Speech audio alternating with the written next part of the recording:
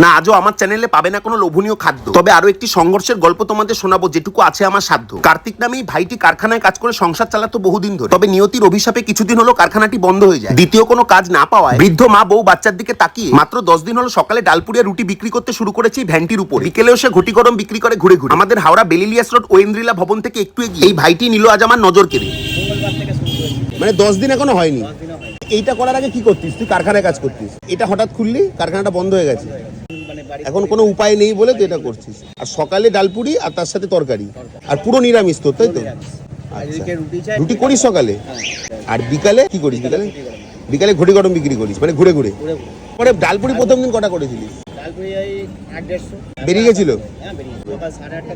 আচ্ছা, 3টে এরকম ডালপুরির সাথে তরকারি, সাথে শশা কুচো আর একটা কাঁচা লঙ্কা দিয়ে ভাই 20 টাকা করে নিচ্ছে দাম। খেতে বেশ ভালো, ঘরোয়া স্বাদ পেলাম। আশা করি তোমরাও একদিন যাবে, ভাইটির পাশে দাঁড়াবে। আজকের মতো গেলাম, বাই।